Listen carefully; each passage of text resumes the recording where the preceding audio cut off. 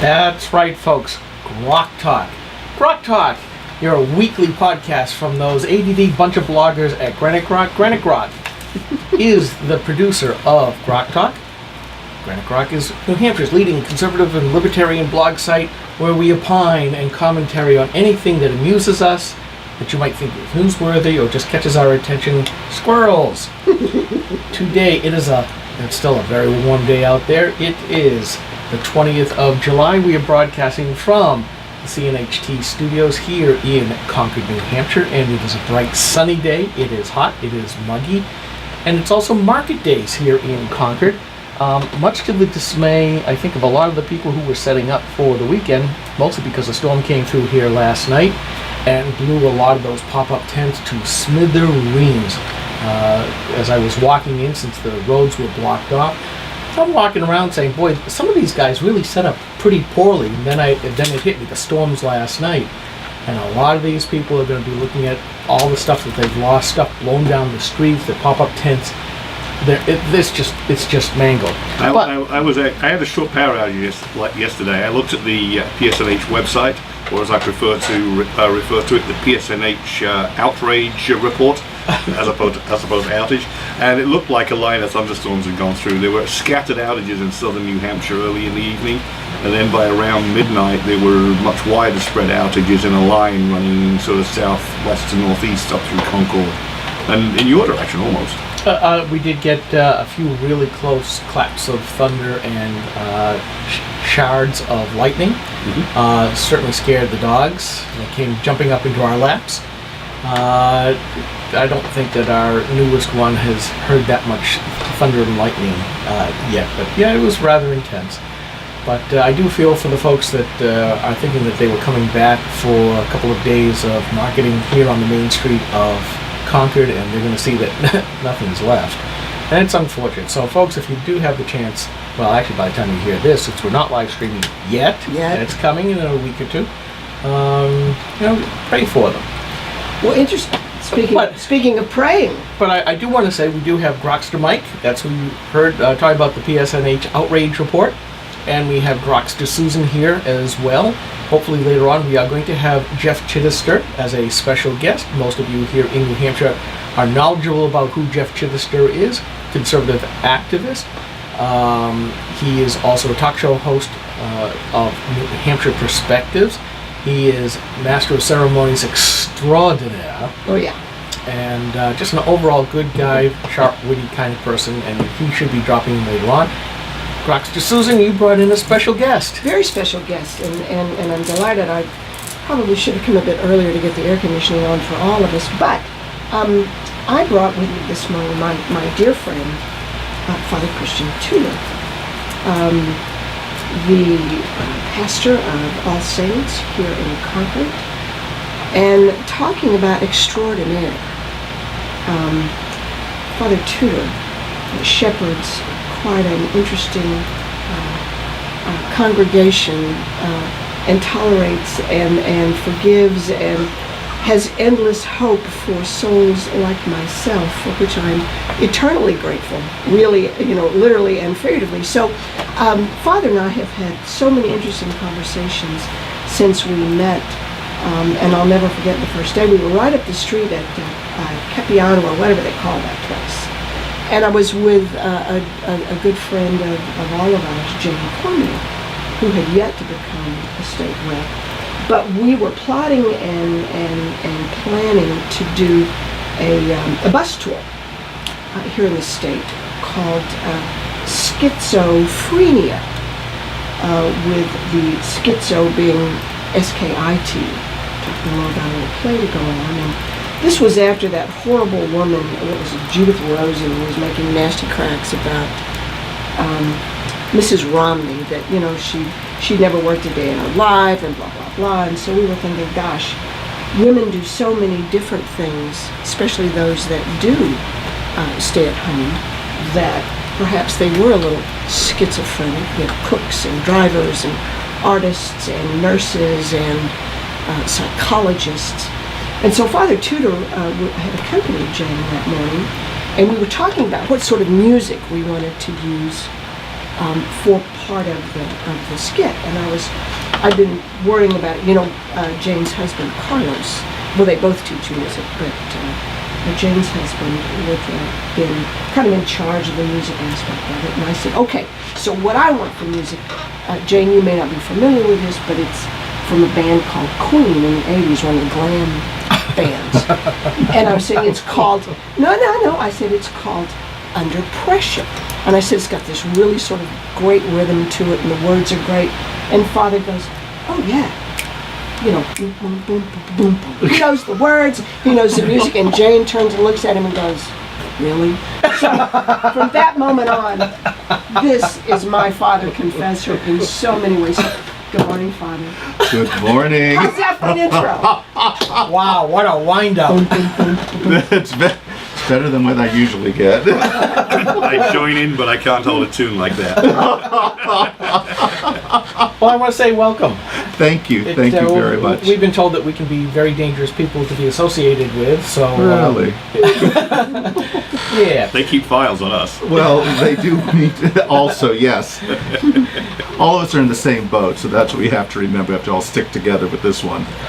But we've had so many discussions on things that, not only are newsworthy, but sort of relevant to everything that we believe and the things that we do and the desires that we have for our children and our kids, and they all sort of come down to real foundational values that are either disparaged or perhaps no longer thought to be nice, kind of old-fashioned, but they're all still good stuff. Being kind, being responsible, being honest, being nice. There's this whole Ten Commandments thing, and I keep wondering. Oh, here it comes. No. Our friends on the left, they don't care for religion, right? Basically, because it's, I guess, oppressive and tells It you. holds them to account. Holds them to account. And it occurred to me that, there's really only 10 commandments, of which I am aware. There may be some, auxiliary. But basically, there's 10. And I'm wondering, which of the 10, really, what is it about these sort of basic values that they find so abhorrent or old-fashioned? Apparently it's well, who needs to respect their mother and father? Do away with that one. Which can we toss over the transom for? Well, which can we throw away? Let's put him on point right off the bat. Holy cow. Considering I believe that all of them are equal in value, Indeed. we have to remember that the Ten Commandments can be found in almost all societies, whether religious or not. It's just the basic way of knowing how to treat someone, especially the last, let's see, there's 7. The last 7. The last 7 usually have to deal with humankind, with how we deal with each other. And they're pretty basic. I mean, when a child is growing up, you look at them and you go, okay, from the very beginning, instinctively, we know what's right and wrong, right? You don't take something that's not yours. You're not argumentative. You don't take a life. You don't take something's life. You don't. So all of us are really, it's ingrained in us. Isn't it embodied in law as well that if you steal something and you get caught, you go to jail? Well, usually in a lot of it's in the other in Asiatic countries, you get your hand cut off. Indeed. Or in Arab countries, yes, that's right. So maybe we started doing that, maybe we wouldn't, have to use the commandments so much, and people wouldn't be doing what they're doing. So enforcing the commandments in the guise of law, maybe not a bad thing. Well, I look at it, you talk about cutting hands off, and I look at it as how do you show social stigma towards a particular behavior? Shame? Do you mean shame? Shame. I think, and that's where a lot of, we have seen, as you started off with, that we have seen the traditional values of American life turned upside down by progressives, by secularists, who have decided that they don't want to be held accountable. You talk about the Father Christian, you said that the last 7 are more pertinent to behavior. But you look at the first one, I am the Lord your God. You shall have no other gods before me. You shall not make for yourself a carved image. You shall not take the name of the Lord your God in vain. Mm-hmm. And you look at our foundational documents, and what is the absolute message that you get from that? That we are men, but we receive our rights from our Creator. Mm-hmm. And in that, I think that there's this tremendous discussion going on. Did our founders believe in God? Were they just deists? Were they Christians? Were they this? Were they that? And I look at, we have a multiplicity of sects in the Christian faith, and I think we represent 4 different ones as we sit here right now. But I think does Texan count? Texan. That's a whole nother religion. But we all say God comes first. Secularists, progressives believe that government comes first. So to your point, Susan, of turn things upside down, I do believe that is exactly one thing that they want to do.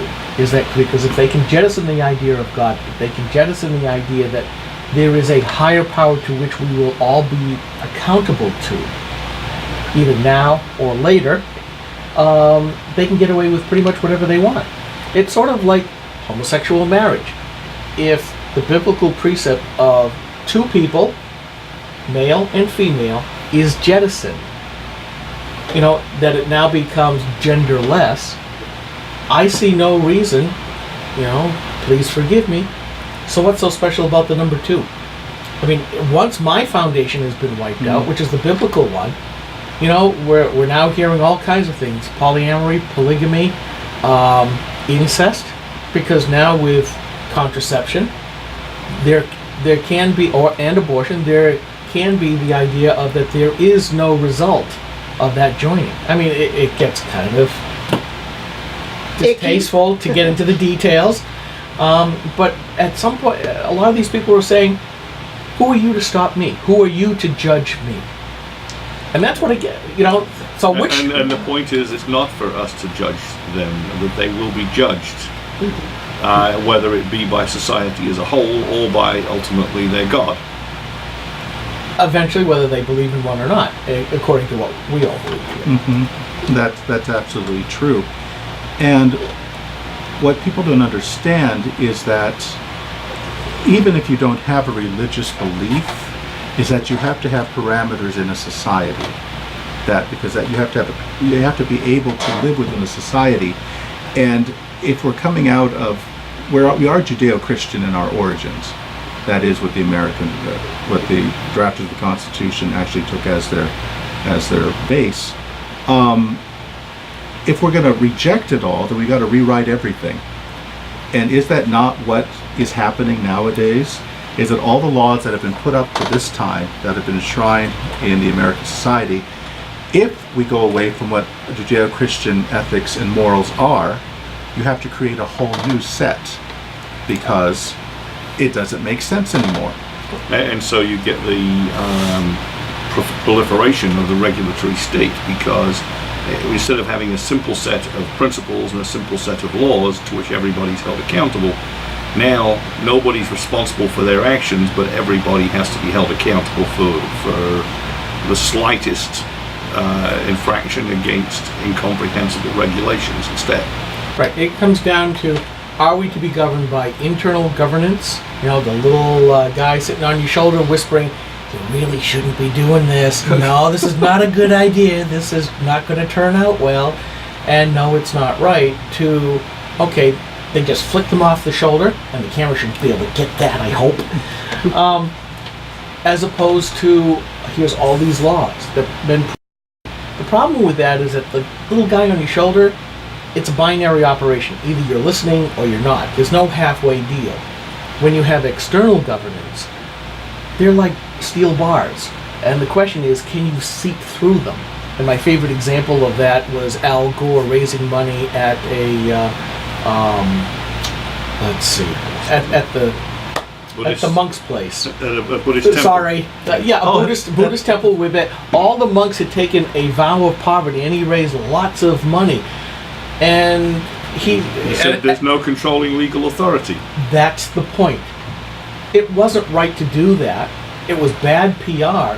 But at the same time, he said, well, there's no law against it, so why not?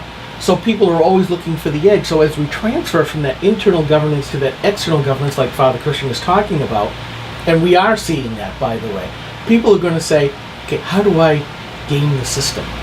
Yeah. And that comes to a society where basically, as we're seeing from the very top of our governance right now, lawlessness. We're transitioning from the rule of law, to the rule of man. And it's arbitrary and capricious. And what you were just saying, Skip, gave me a sort of vision. The problem with communism is that they try to centrally manage the economy. The government tries to know everything in order to manage the means of production and distribution. In the case of laws and morality, we're seeing the same thing. Instead of having local morality and city and state laws, we're getting a suffocating mass of federal regulation where they presume to know everything that has to be protected against, and in the end, mess life up for everybody. That's correct. So, from your perspective, Father Christian, sorry to startle you. Good morning. To me, governance is supposed to be a middle layer. Our philosophical foundation should be underneath that. And as you rightly point out, it was a Judeo-Christian philosophy that many of us still adhere to.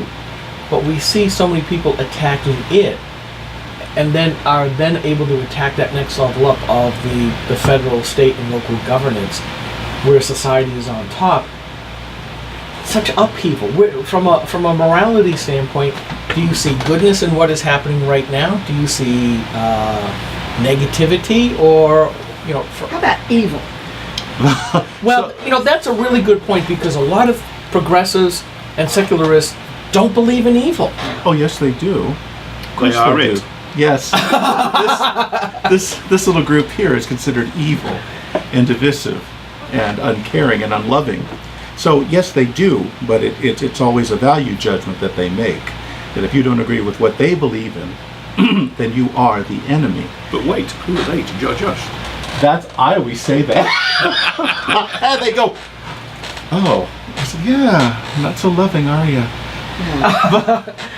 But you know what my favorite thing is when they say stop being so judgmental about what's, your right and wrong may not be mine, and they always throw at me the woman at the well parable, where the Pharisees and the Sadducees decided that they were going to confront Jesus and get him on a religious nitpick, because this lady at the well had several marriages and was living in adultery at the present time. And that's where the famous phrase, "He who hath no sin, cast the first stone." And they may go to quote a little bit, but you get the idea. And all of the Pharisees and Sadducees, realizing the truth of that, all slunk away.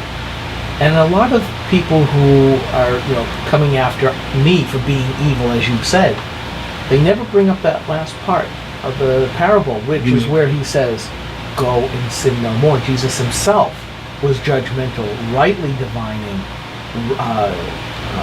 goodness versus evil, or right versus wrong, and they hate it when you bring that up. Go and sin no more. What our Lord says in that passage, it's very, very simple, is that we know what right and wrong is. She knew what right and wrong was. Mm-hmm. But he's always ready to forgive when we realize how badly we've screwed it up. But then he says, don't do this sin anymore, okay? You've been healed, you've been redeemed, but don't do it again. Because you know better. That's right. He's assuming that we all know better. But as we were going back to your former question, with society, is that Judeo-Christian values are there and they're set. The traditional churches teach, and the traditional synagogues teach exactly what was handed down to them. As we see in the liberal Christian congregations and Jewish congregations, they change They are changing doctrine. They are changing moral standards. They are changing whatever would fit now the new morality. The social gospel. That's right. The social gospel. They are changing what they consider to be outdated, to be not relevant for the, for the new person in the Americas. It's something that they look at Scripture now and they see it as hateful. They see the actual foundational documents of Christianity and Judaism as being full of divisive hate. And now it's time to change it, or just to jettison it. They've been enlightened is the word I hear all the time. That is not called enlightenment. No. And I think you're seeing the consequence of some of these, what used to be called mainline Protestant churches, for instance. Although it's not just limited to the Protestant churches, as you well know. No. You look at the plummeting membership. I have documented on Granite Rock, just watching, as an evangelical Christian, watching the Presbyterian and Episcopalian high liturgy churches go down that road, and watching what's happening. Their pews are being hollowed out. They're selling in my home, in the town next to me. The local Episcopalian church has just become a YMCA center. No, really? There was nobody in the church. Even at their last worship service to deconsecrate the church, there was nobody there. On the other hand, I'll bet you that the preachers that do real fire and brimstone, preferably the Christian type, not the Jeremiah Wright type, have packed pews every weekend. You look at some of these churches I'm not sure I would fit in at some of the mega churches, because sometimes they start off real well and then they kind of move towards the left and they go towards more of the social gospel. But you go, a lot of those churches are big, and they keep drawing larger and larger congregations. And, we could do a whole Saturday based on this type of discussion, but it really comes down to, what are you preaching? What are you telling your congregants? Are you making a distinction between you and them? Inside versus the outside of the walls. What do you believe in? And what can you take from inside the walls to the outside of the walls? Which also brings up another problem, which we're seeing from on high right now, where the First Amendment is being distorted. Instead of the free expression of religion, we're seeing President Obama saying freedom to worship. In other words, just by changing a couple of words, he's saying you're free to do whatever you want inside the four walls of your house of worship. But once you come out that door, you've got to become a secularist. Of course, now he's losing court badly over that. Hobby Lobby being the latest one, who's got the big hobby type chain store that they've gotten another stay against the HHS mandate against contraception. They believe that it's evil. They don't want to pay for it in the health insurance that their employees get. And right now, it's looking like that HHS mandate is going to be deemed unconstitutional. Are you sure? So far. The last judgments coming out of the Supreme Court have not been that well. Well, actually, there was a 9-0 decision when it came to the right of who had. What was it? I know what it is, I'm not going to come up with the right words. But who churches hire? They don't have to adhere to the strict discrimination, because that's part of the religion. You can't have an atheist be brought. You cannot demand to have a job within a church that says that's wrong. It doesn't work that way. Freedom of association? No. Ministerial. I can't remember the last word. That's all right. We know what you're talking about. But yes, they did get that.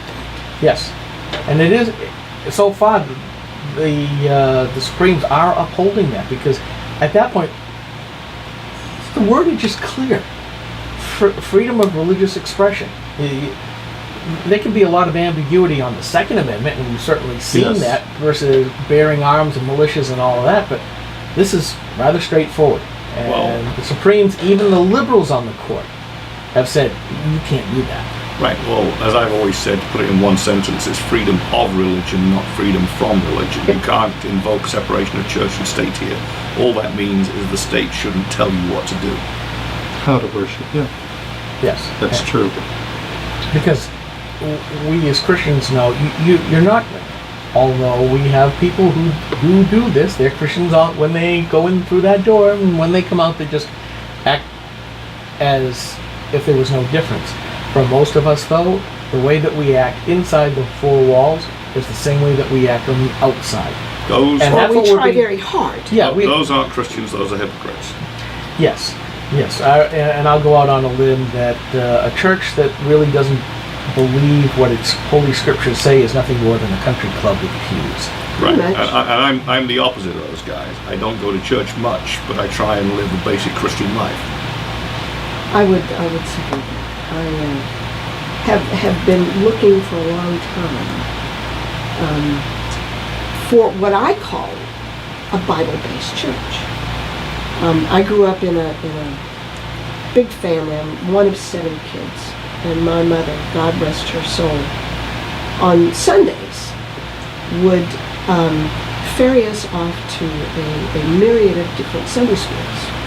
And it could be a Lutheran church one Sunday, or a Methodist, or a Protestant, or, my godparents would, this sounds weird, but my godparents were Jewish, right? And so occasionally we'd go, she'd get a Saturday off and drop us at temple.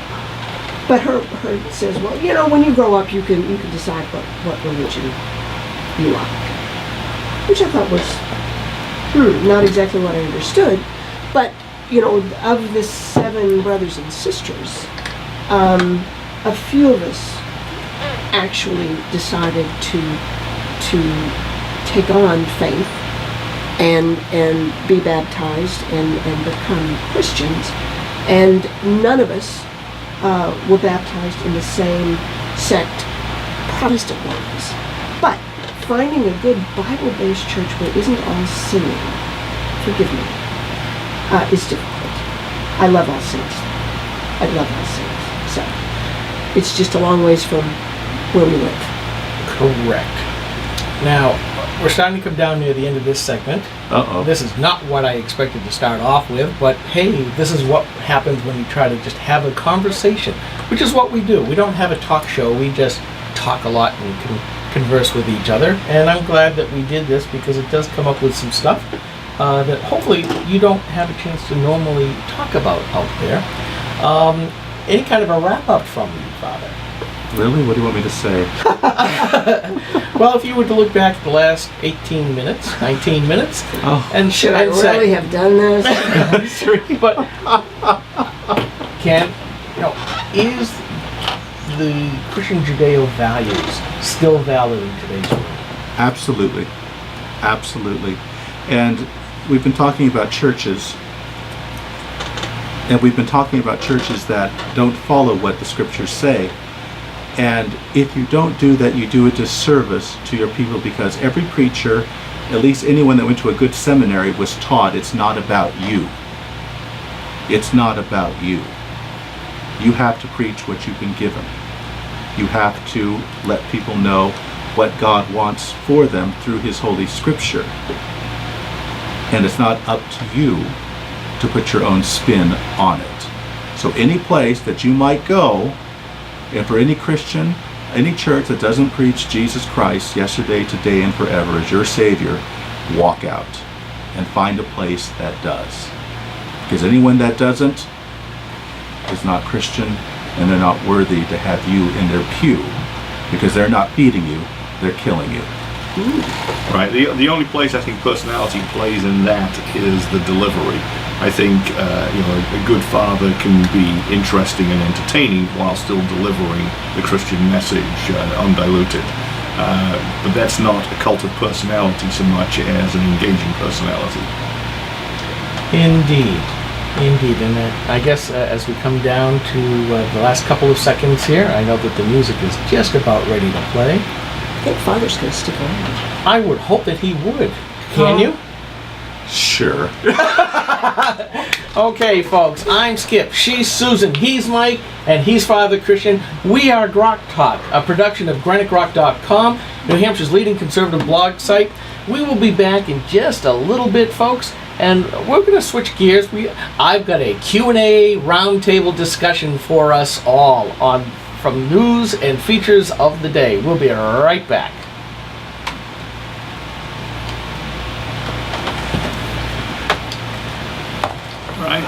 Alrighty then. That's good. That was very fast, isn't it? Yes. Good thing I didn't talk about Joel Osteen. So if we're talking about false prophets, do we want to talk about the one who believes in licentiousness and wife beating? Which one is that?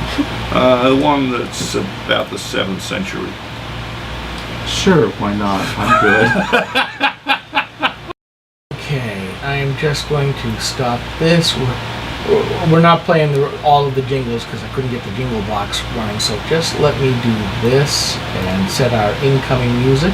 Well, I have a working hypothesis for Good. all of the Because I climate believe... change believers. Yeah. Because they believe that all of this is man-made. It's Why a are they religion. praying to a set of gods? And the reason they can't stop it is there are no more virgins to sacrifice. I know a couple. Yes, but they're not willing to go up to the rim of the volcano, right? No, usually not. But What do you need, dear? I was looking for a cup. Oh, well, here, have this. You may have that. Oh, thank you. You're welcome. That's why I usually bring in my cup of tea, and usually by the third quarter it's empty already, damn it. I have no idea what this is going to do. How much so time do we have? An hour and a half. No, between the next I'm about to start that right up. Okay. Why? What do you need? Okay. I got a bunch of pieces from the news too, so you All right. Well, let's. I will interject at the most inopportune time. good. Okay. That's the way it's meant to be. Yeah, and the only when things just to keep people from talking on each other, I'll tend to play traffic cop. Okay. So if I don't get your attention, raise your hand. I'm good at that. I learned in school very well. This would work. Yeah, that too. All right. We are not amused. All right, let's come back in.